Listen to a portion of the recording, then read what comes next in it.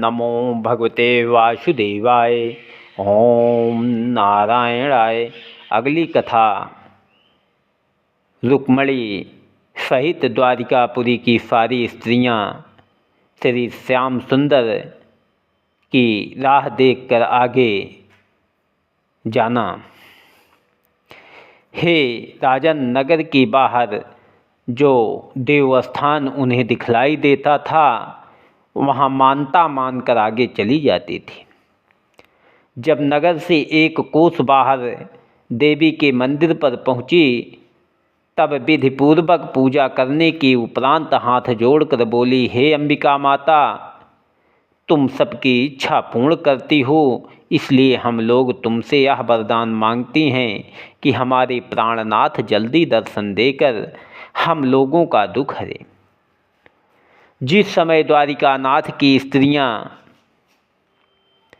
देवी जी से यह वरदान मांग रही थी और राजा उग्रसेन यदुवंशियों समेत अपनी सभा में बैठे हुए सोच कर रहे थे, उसी समय मुरली मनोहर स्वयंतक मणिवा जामवती को अपने साथ लिए हंसते हुए राजा उग्रसेन की सभा में जाकर खड़े हो गए। उनका चंद्रमुख देखते ही वसुदेव आदि ने अति प्रसन्न होकर बहुत द्रव्यादिक उनके हाथ से दान व दक्षिणा दिलवाया। और यह समाचार सुनकर रुक्मणी आदि स्त्रियां बड़े हर्ष से गाती बजाती अपने अपने मंदिर में आई। एक यदुवंशी ने हंसी से मोहन प्यारे से कहा,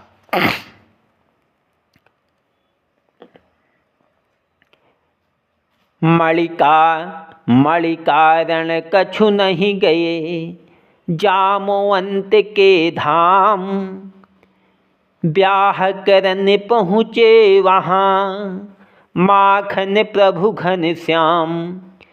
केशव मूर्ति ने यह बात सुनकर हंस दिया। उसी समय सत्राजीत को बुला भेजा और स्वयंतक मणि उसे देकर कहा कि तुमने हमको मणि लेने और प्रसेन को मारने का झूठा कलंक लगाया था। तुम्हारे भाई को शेर ने मारकर मणि लिया था और उस शेर को जामवंत भालू मारकर मणि ले गया था। जामवंत ने अपनी बेटी मुझे ब्याह कर यह मणि दहेज में दिया है, सो अपना मणि तुम लो।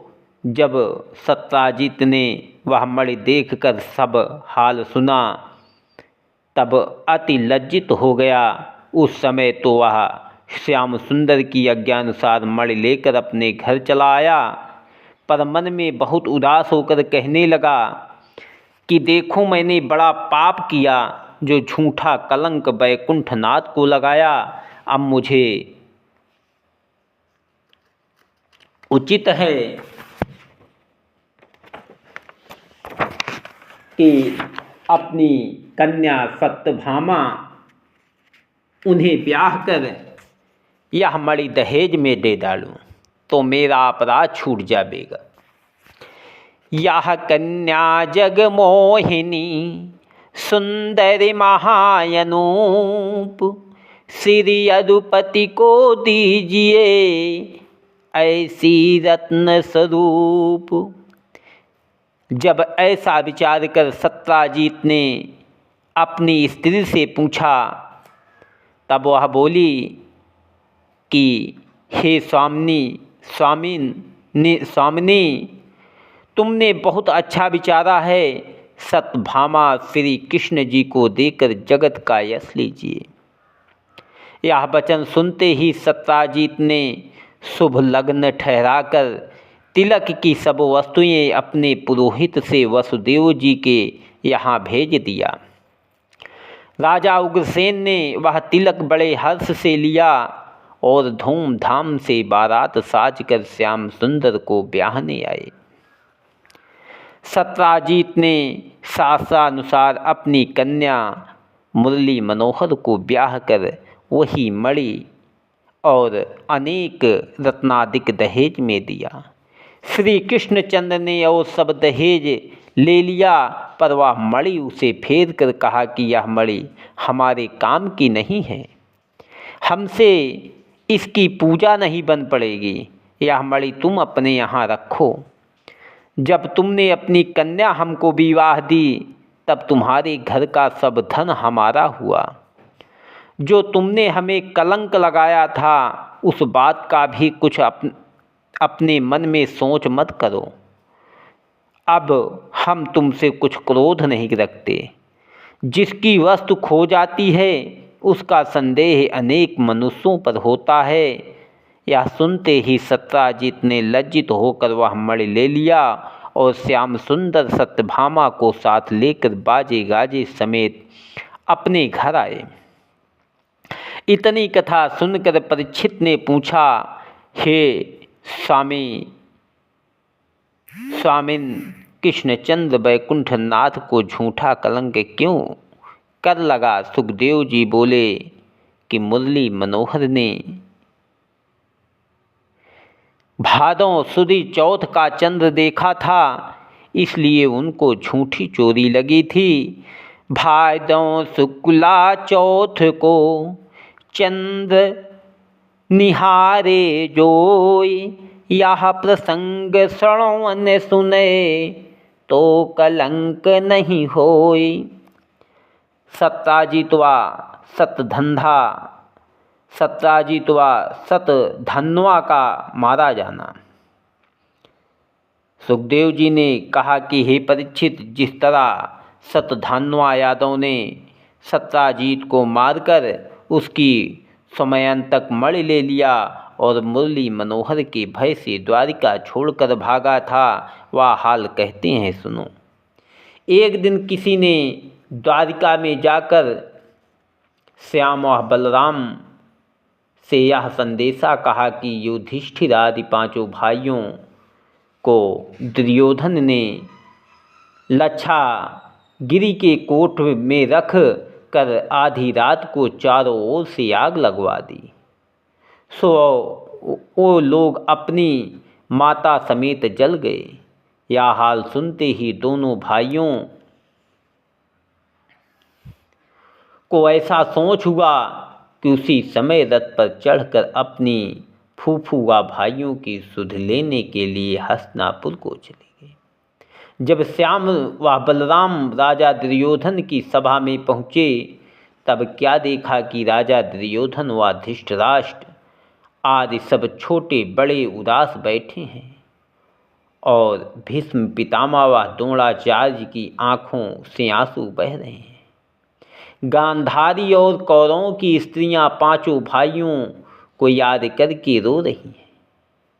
जब यह दशा देखकर श्याम व बलराम भी उनके पास जा बैठे और युधिष्ठिर का हाल उनसे पूछा तो किसी ने कुछ उत्तर नहीं दिया, परंतु विदुर ने श्याम सुंदर के निकट जाकर धीरे से कह दिया कि दुर्योधन आदि ने तो पांचों भाइयों के प्राण लेने में कुछ उठा नहीं रखा था, पर तुम्हारी दया से वे लोग बच गए हैं।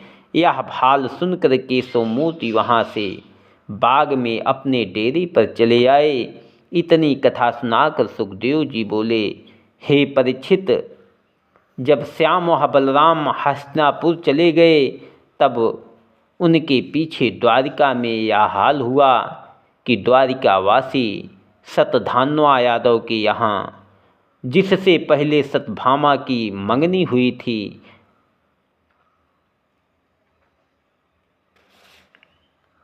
अक्रूर व कृतवर्मा ने जाकर कहा कि एक तो सत्ताजीत ने मणि चुराने का झूठा कलंक द्वारिकानाथ को लगाया, दूसरे अपनी बेटी की मंगनी पहले तुमसे करके फिर श्री कृष्ण को ब्याह दी, इसलिए तुम्हारी नामधराई जाति भाइयों में हुई। इन दिनों श्याम व बलराम हस्तिनापुर गए हैं, सो तू उसे मारकर अपना बैर क्यों नहीं लेता? हमारे निकट यह बात उत्तम है कि रात को हम तीनों मनुष्य सत्ताजीत के घर पर चलकर उसे मार डालें और इतने दिनों तक उसने जो सोना स्वयं तक मणि के प्रताप से इकट्ठा किया है वह छीन ले।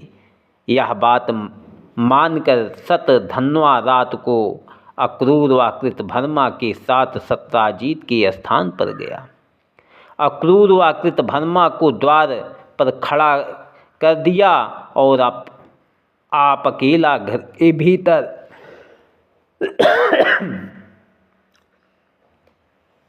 जाकर सत्राजीत को, जो नींद में सोया था, मार डाला और स्वयं तक मणि जो कुछ सोना उसके घर में था लेकर बाहर चला आया। जब सत्राजीत को मारकर तीनों मनुष्य अपने अपने घर चले आए, तब सतधन्वा अकेला अपने घर बैठकर सोच करने लगा कि मैंने अक्रूर व कृतभर्मा का कहना मानकर श्री कृष्ण वैकुंठनाथ से बैर किया।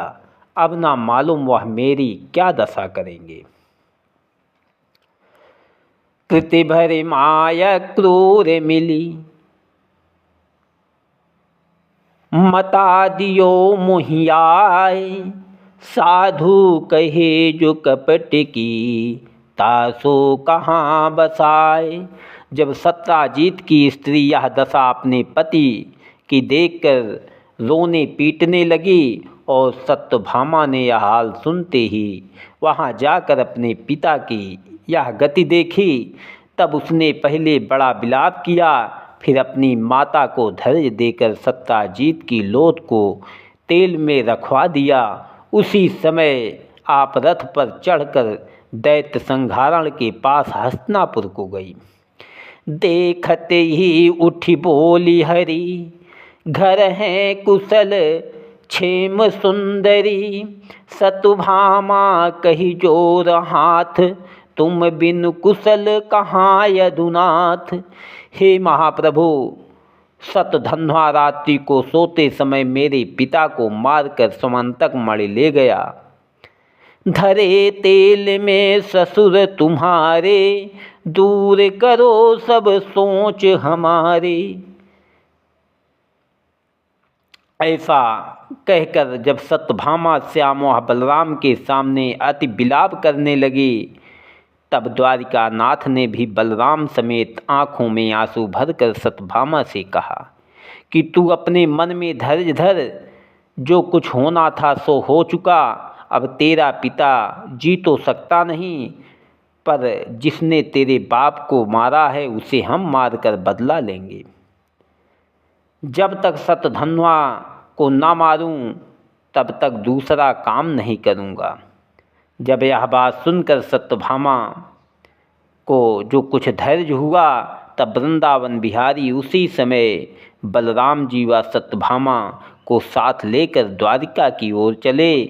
जब सतधन्वा ने सुना कि श्याम व बलराम हस्तिनापुर आते हैं, तब वह अपना द्वारिका में रहना उचित ना जानकर स्वयंतक मणि लिए हुए कृतभर्मा व अक्रूर के पास चला गया और हाथ जोड़कर बोला, सुनो भाई, मैंने तुम्हारे कहने से सत्राजीत को मारकर वैकुंठनाथ से शत्रुता की, सो अब श्याम व बलराम के हाथ मेरे प्राण बचना कठिन है, इसलिए तुम्हारी शरण में आया हूँ। अपने कहने की लाज रखकर जहाँ बतलाओ वहाँ छिप कर रहूँ। मोह पर क्रोध कियो यदुनाथा, आवत लिए सुदर्शन हाथा, मोह को जीवन दान अब दीजे, अपने शरण राखी अब लीजे। नहीं तो हे अक्रूर, तुम हमारा रथ हाँको, हम श्री कृष्ण जी से लड़ेंगे। सतधन्वा से तुरंत ही उठत कहो सुनाए, अपराधी यदुनाथ को कांपे रहो ये जाए। हे सतधन्वा, तुम अपने अज्ञान से यह बात हमें कहने आए हो। पहले तुमने नहीं समझा था कि श्री की सत्राजीत को मारकर श्री कृष्ण जी सत्यभामा की सहायता करेंगे। हमसे तुम्हारी रक्षा नहीं हो सकती। जहाँ तुम्हारा मन चाहे वहाँ भाग जाओ, हम वैकुंठनाथ के सेवक होकर ऐसी सामर्थ्य नहीं रखते जो तुम्हारा साथ देकर उनके हाथ से अपने प्राण खोए। उनसे बैर करके कोई जीता बच नहीं सकता। जिन्होंने गोवर्धन पहाड़ अपनी अंगुली पर उठा लिया और बड़े बड़े योद्धा राक्षसों को क्षण भर में मार डाला, उनसे कौन लड़ सकता है। संसारी लोग अपने मतलब के लिए बहुत बातें करते हैं, पर बुद्धिमान मनुष्य को उचित है कि अपनी हानि व लाभ समझकर काम करे, जिसमें पीछे से दुख ना पावे। हे राजन, जब अक्रूर व कृतवर्मा ने ऐसी रूखी रूखी बातें शतधन्वा को सुनाई, तब उसने अपने जी से निराश होकर वह मणि अक्रूर के सामने फेंक दी और आप एक घोड़े पर जो 400 कोस एक दिन में जाता था, चढ़कर जनकपुर की ओर भागा। उसी दिन श्याम सुंदर ने द्वारिका में पहुंचकर उसके भागने का हाल सुना। तब अपने स्थान पर भी ना जाकर सत्यभामा को महल में भेज दिया और श्याम व बलराम दोनों भाइयों ने अपना रथ शतधन्वा के पीछे दौड़ाया तो जनकपुरी के निकट उसको जा घेरा। उसी जगह शतधन्वा का घोड़ा मर गया। मुरली मनोहर के रथ की आहट पाकर वह पैदल भागा। जैसे दैत्य संघारण ने उनको भागते देखा, वैसे ही बलराम जी को रथ पर छोड़कर आप उनके पीछे दौड़े और निकट पहुंचकर सुदर्शन चक्र से उसका सिर काट दिया। जब वह मणि उसके पास नहीं मिली, तब बलराम जी से आकर कहा कि हे भाई, मैंने शतधन्वा को वृथा मारा, क्योंकि स्वयं तक मणि उसके पास नहीं मिली।